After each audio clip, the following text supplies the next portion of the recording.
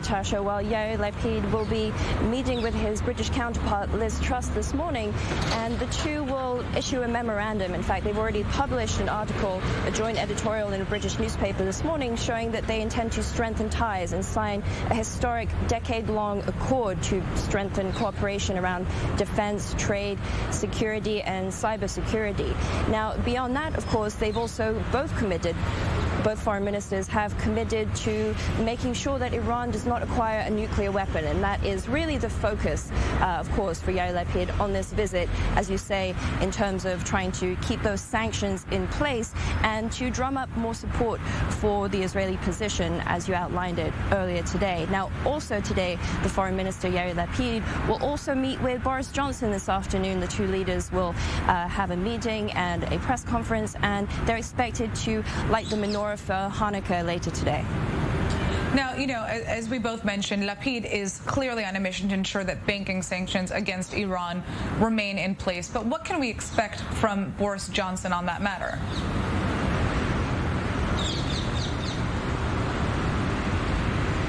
Well, so far the UK does contain has held onto nearly £500 million in frozen assets related to Iran, and there's been no sign so far that the UK would be willing to release those sanctions unless there's more that Iran brings to the table. But of course, it's this kind of standoff, right, as you had described it.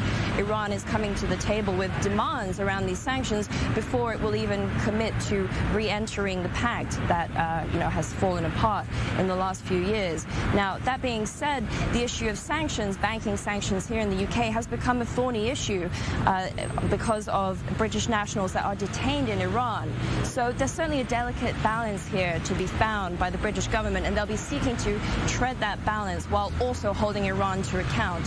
For example, there's a British national, Nazanin Zaghari-Ratcliffe, who has been detained in Iran, and the Foreign Ministry here in Britain confirmed that she was not able to be, the debt that was about £400 million that should be paid back to Iran was not able to be done so because of these banking sanctions. So there's certainly a delicate balance going on that the British government is trying to tread here. Now, what are British officials hoping to get out of this visit? Obviously, there are British interests in these meetings.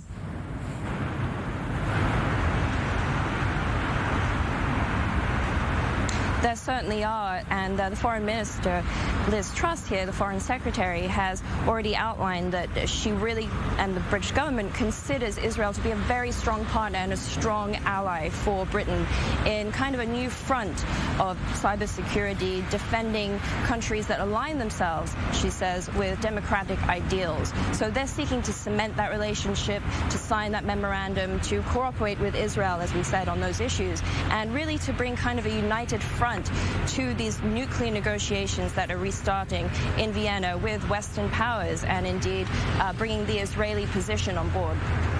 Now, Lapid's trip is really just the latest sign of increasingly close ties between the United Kingdom and Israel.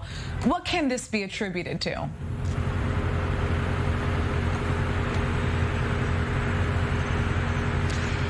Yes, this Conservative government here in the UK has proven itself a close ally and a friend of Israel, and they are showing those closer ties more and more. There's been a lot of cooperation, even in a flurry of diplomacy. Just in the last couple of weeks, for example, the Israeli President Isaac Herzog was here just last week, meeting with Boris Johnson, cementing those ties, talking about this closer cooperation.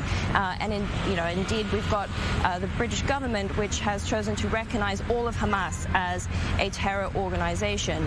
So, and that was appreciated by the Israeli president and other Israeli officials. So there is a tightening of ties, a closening relationship that is going on.